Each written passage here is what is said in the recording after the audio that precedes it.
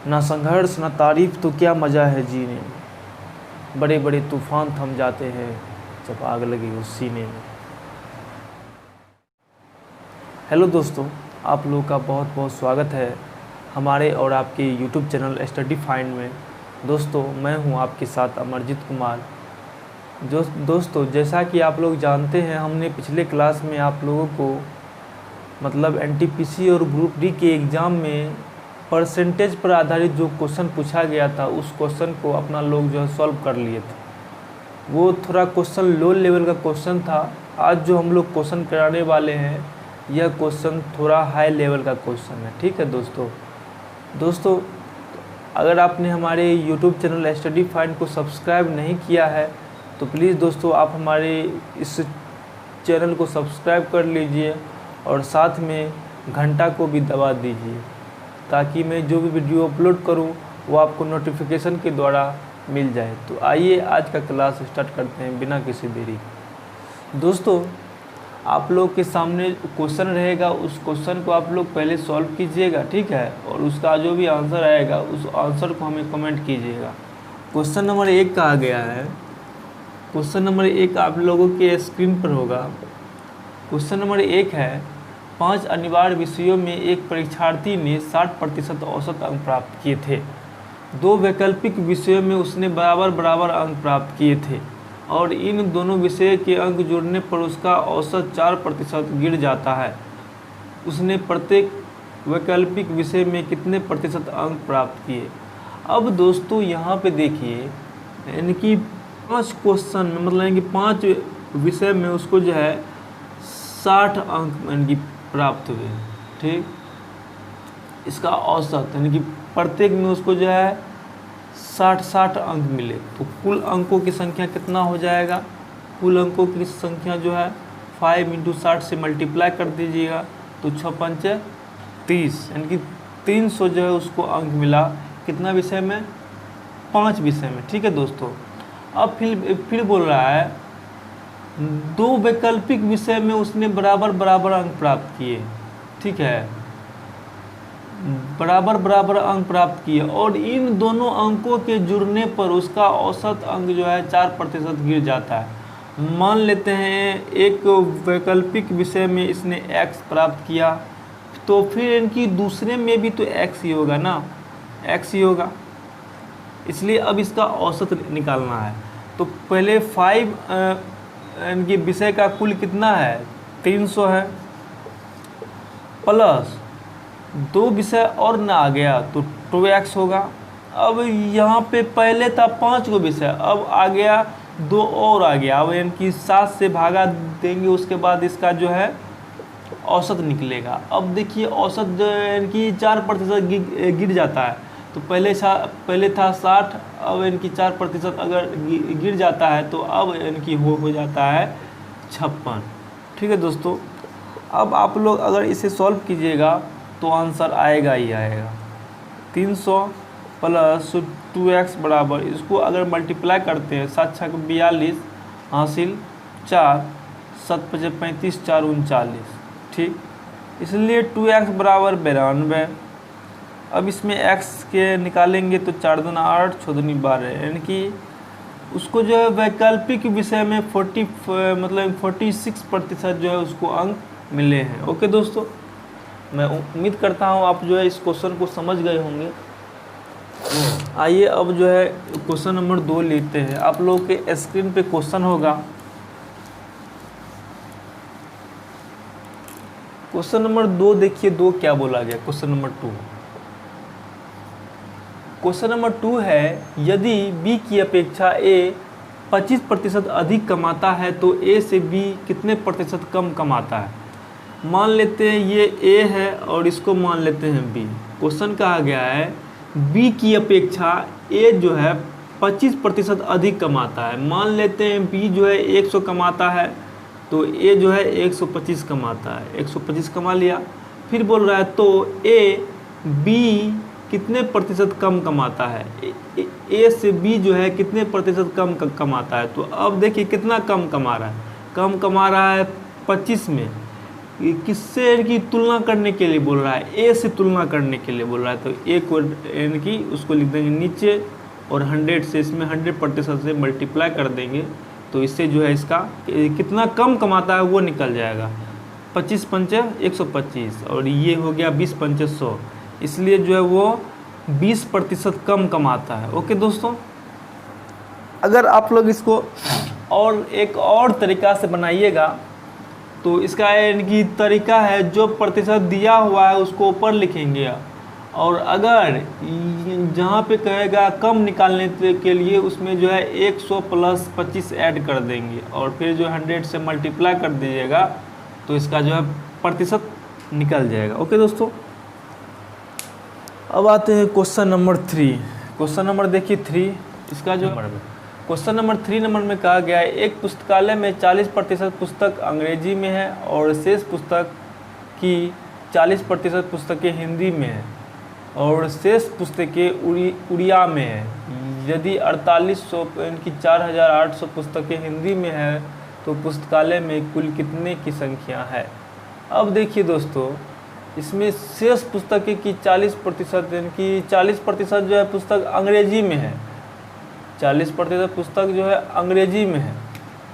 तो अब इसमें कितना बच गया, तो बच गया 60 पुस्तक बच गया। 100% पुस्तक में जो है 40% अंग्रेजी का है, तो अब कितना बच गया शेष, अब इनकी बच गया है 60 बच गया है। ठीक, फिर बोल रहा है शेष पुस्तकों की 40% पुस्तकें हिंदी में है। शेष पुस्तक इतना है, इसका इनकी 40% जो है हिंदी में है, हिंदी में है। अब देखिए हिंदी में है कितना, तो हिंदी में है आपको 4800, हिंदी में 4800 है। अब इसको आप लोग काट सकते हैं, ऊपर से 2 नीचे 2 कैंसिल और इसको काटिएगा, 4 एकम 1, 4 दूनी 8 और ये 6 दूनी 12, यानी कि 1% बराबर आता है 200। इसमें कहा गया कुल पुस्तकों की संख्या, इसलिए 100% बराबर तो 20,000। ओके दोस्तों, इसका जो है यह आंसर होगा। मैं उम्मीद करता हूँ आप जो है क्वेश्चन को समझ गए होंगे। अब देखिए क्वेश्चन नंबर 4।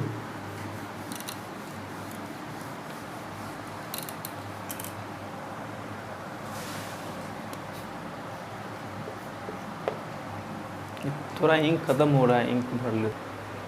ओके दोस्तों, अब देखिए क्वेश्चन नंबर 4 में क्या कहा गया। क्वेश्चन नंबर 4 में कहा गया है किसी ड्रम में 250 लीटर मिट्टी का तेल है और इसमें 5% तेल टपक कर बाहर गिर जाता है, तो ड्रम में अब कितने प्रतिशत तेल है। अब कहिए 100% इनकी कोई तेल है, उसमें से 5% जो है निकल के गिर जाता है, तो अब कितना बच जाता है, अब बच जाता है 95%। इतना आसान क्वेश्चन,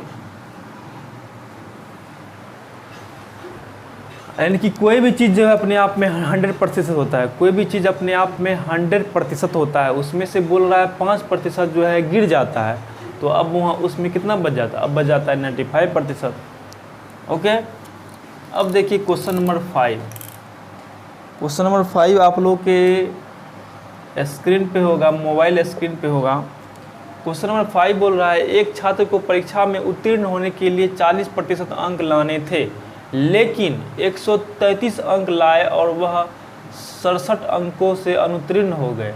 अब दोस्तों मान के चलते हैं उसको इनकी अंक इनकी उत्तीर्ण होने के लिए उसको अंक इनकी आना था 40%, लेकिन उसको जो है 133 अंक उसको आया और कितने अंक से उसको वह जो है फेल हो गया, तो 67 अंक से। अगर उसको इनकी 67 आ जाता तो वह लड़का जो है पास हो जाता, इसलिए 40% इक्वल टू 133 + 67।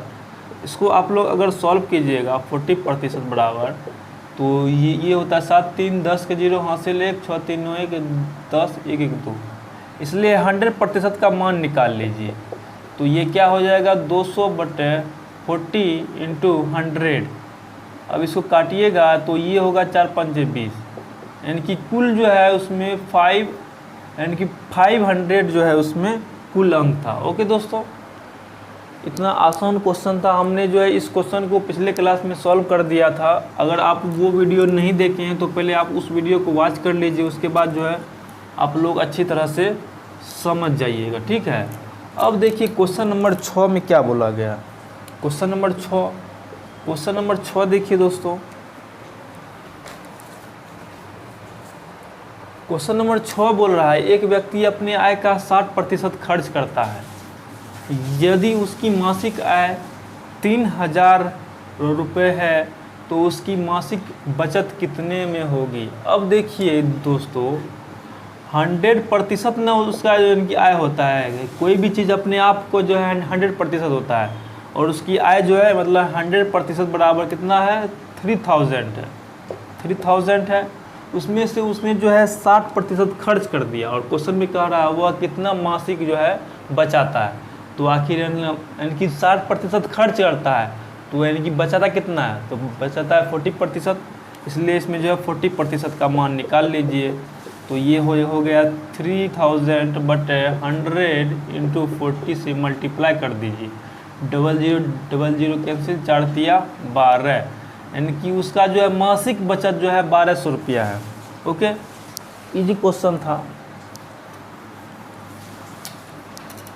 अब देखिए क्वेश्चन नंबर 7। क्वेश्चन नंबर 7 देखिए, क्वेश्चन नंबर 7 में क्या बोला गया है। क्वेश्चन नंबर 7 बोल रहा है लिपिक की एक नौकरी के लिए एक प्रतियोगी परीक्षा में 1500 प्रत्याशियों ने भाग लिया। उनमें से 15 परीक्षा पूरी नहीं कर सके। जो परीक्षा पूरी सके उनमें से 80% ने परीक्षा उत्तीर्ण किया। कुल कितने प्रत्याशी मतलब सफल हुए। अब दोस्तों कहिए उसमें जो है कुल कितने भाग लिए, कुल भाग लिए 1500 भाग लिए, ठीक। इसमें से जो है 15% जो है उससे इनकी परीक्षा को पूरी नहीं कर सके, मतलब उसमें भाग नहीं आ पाए। तो आ कितना पाए, आ पाए 85% जो आए इसमें उस परीक्षा में। उसके बाद फिर बोल रहा है इसका जो है 80% का मतलब जो है यानी कि पास हुआ उस परीक्षा में, इसलिए 80% इसका निकाल लीजिएगा। इसको काट खोट के जो आंसर आएगा वही इसका आंसर होगा। 00 ऊपर, 10 कैंसिल, फिर 10 कैंसिल, यानी कि 5 दूना 10, 5 तिया 15, 4 दूना 8, यानी कि 4 तिया 12, यानी कि 85 गुना 12 को मल्टीप्लाई कीजिए। 12 पंजे 60 के 0, हासिल 6, 12 पंजे 4, परीक्षा के 72, बढ़ 70 84, यानी कि 1020 जो है इसका आंसर होगा, ठीक। इतना जो है परीक्षार्थी उस परीक्षा में सफल हुए। ओके दोस्तों, मैं उम्मीद करता हूँ आप इस क्वेश्चन को समझ गए होंगे। क्वेश्चन जो है इजी रहता है एग्ज़ाम में, बस आप लोग का जो है कॉन्सेप्ट क्लियर होना चाहिए। कॉन्सेप्ट क्लियर है आप लोग का तो समझिए आपका रिजल्ट होना है। अब देखिए क्वेश्चन नंबर आगे क्या बोला गया। क्वेश्चन नंबर आगे है एक मकान की कीमत 40,000 रुपये है। उनमें से रखे सामानों की 1500 यानी कि 15,000 रुपये मकान और उसमें रखी हुई वस्तु को अग्नि के विरुद्ध उसके मूल्य के 80% पर बीमा कराने में कितना प्रीमियम प्रतिवर्ष देना होगा। अब दोस्तों कुल कितना है, कुल कितने का मकान है, मतलब कि जो मकान है उसमें रखे हुए सामान कुल कितना है। तो पहले है इनकी 40,000, फिर एक्स्ट्रा है 15,000, तो कुल हो गया 55,000 हो गया। ओके, फिर बोल रहा है इसके विरुद्ध उसके जो है 80% पर जो है बीमा खर्च मतलब करवाता है। इसका जो है 80% उसने जो है बीमा खर्च करवाया। फिर बोल रहा है और इसका इनकी प्रीमियम है 7.5%। इसको जो है 7.5% से मल्टीप्लाई कर दीजिएगा तो इसका जो है प्रतिवर्ष उसको कितना रुपया उसको इनकी पे करना पड़ेगा वो निकल जाएगा। तो 00 ऊपर कैंसिल, 00 कैंसिल, 00 कैंसिल। इसको अगर आप यानी कि मल्टीप्लाई कर दीजिएगा, इसको यानी कि मल्टीप्लाई करने के बाद जो आंसर होगा वो आप लोग जो है हमें कमेंट कीजिएगा, ठीक है दोस्तों। अब देखिए next question, question number 9। Question number 9 देखिएगा दोस्तों। आप लोग से मेरा रिक्वेस्ट रहेगा कि आप लोग जो वीडियो को पूरा देखिए, इससे आप लोग का जो है कॉन्सेप्ट ऑल क्लियर हो जाएगा। अब देखिए दोस्तों, यह क्वेश्चन कितना बड़ा क्वेश्चन है। क्वेश्चन है संयोग को जेब खर्च हेतु कुछ राशि मिलती है, वह उसका 20% क्रय करता, वह जो है 20% जो है उसका मतलब खर्च करता है और शेष का 25% जो है स्टेशनरी पर व्यय करता है, और अब बची राशि का 10% जो है गरीबों को दान कर देता है, और अंतिम शेष राशि को मिष्ठान आदि खरीदने में व्यय करता है। और यदि यह राशि इतना रुपये है तो उसके जेब रुपये की कुल धनराशि कितनी है। अब देखिए दोस्तों, मान लेते हैं उसका कुल राशि है x मान लिए, उसमें से उसने जो है कितना प्रतिशत खर्च किया, 20% जो है उसने खर्च किया, तो आखिर उसके पास अब कितना रह गया शेष, तो 80% रह गया शेष, 80/100।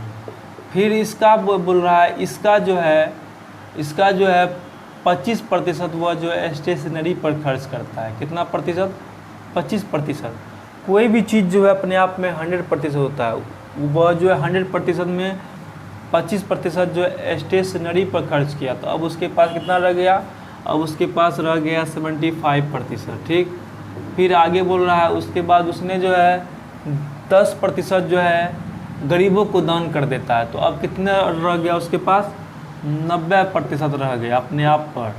ओके, अब उसके पास जो है अब जो है वह जो गरीबों को खर्च करता है वह कितना रुपया खर्च करता है, 13.50 खर्च करता है। ठीक, अब इसको आप लोग अगर काटिएगा तो आंसर मिल जाए, 25 तिया 75, 25 चौके 100, ये कट गया, 4 दूना 8, ठीक, कट गया। अब जो है इसको आप लोग अगर मल्टीप्लाई कर देते हैं तो x बराबर क्या आ जाएगा, 135 गुना 5/3 गुना 9। ठीक, इसको काटिएगा, 3 चौके 12, 3 पचे 15, 9 पचे 45, पचे 25, यानी कि उसका जो है कुल मतलब वह कितना रुपया बाजार लेके गया था, यानी कि 25 रुपया वह जो है बाजार में लेके गया था पैसा। ठीक है, अब देखिए क्वेश्चन नंबर अंतिम, आज की क्लास का क्वेश्चन नंबर लास्ट।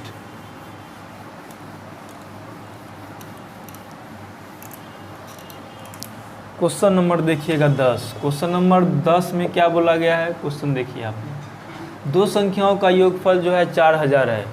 यदि एक संख्या का 10% दूसरी संख्या के 6.2/3% के बराबर हो तो वह संख्या का अंतरफल क्या होगा। एक संख्या मान लेते हैं x का 10% जो है, x का 10% जो है दूसरे संख्या y का 6.2/3%, यानी कि 6 18 19 20/3% है, 3% है, मतलब यानी कि प्रतिशत है, इसको भी वही कर दीजिए 10%। इससे जो प्रतिशत कैंसिल हो गया, 0 से 0 कैंसिल हो गया। इसमें क्या बोल रहा है, इसके अंतरफलों का योग ज्ञात करें, तो x बराबर कितना हो जाएगा, x बराबर हो जाता है 2y/3, 2y/3 अंतरफल, तो x - y अंतरफल मतलब होता है, उसके योगफल भी दिया हुआ है, x + y बराबर दिया हुआ है 4000 दिया हुआ है। इससे जो है x और y का मान निकाल लीजिएगा, x का मान निकालिएगा तो 2y/3 + y बराबर 4000। अब इसको जो है क्रॉस मल्टीप्लिकेशन कीजिएगा, क्रॉस मल्टीप्लिकेशन करने के बाद कितना आ जाता है, 3 दूना 5y/3 बराबर, इसको इस सेट कीजिएगा तो 4 तिया 12 होगा। फिर इसको काटिएगा, 5 दूना 10, 5 चौक 20, यानी कि y बराबर आता है 240, y बराबर आ गया 240, तो x बराबर कितना आ जाएगा, 2 गुना 240/3, यानी कि 3 8 तिया 24, 8 दूना 16, 160 हुआ। x का मान हुआ 160 और y का मान हुआ 240, और कह रहा है इसके अंतरफल का मान निकालने के लिए, तो संख्या का अंतर निकालने के लिए तो y - x कर दीजिएगा, y - x कीजिएगा तो 240 - 160 कीजिएगा तो 0 से 0, 4 5 6 8 हुआ, और ये यानी कि 80 होगा इसका राइट आंसर। ओके दोस्तों, मैं उम्मीद करता हूँ आप जो है इस क्वेश्चन को समझ गए होंगे। दोस्तों आज का क्लास जो है यहीं तक रहने देते हैं। दोस्तों आज का क्लास यहीं तक रहने देते हैं। अगर आपको आज का क्लास अच्छा लगा तो प्लीज़ इस वीडियो को लाइक कर दीजिएगा, और तो फिर मिलते हैं अगले वीडियो में। Thank you, best of luck.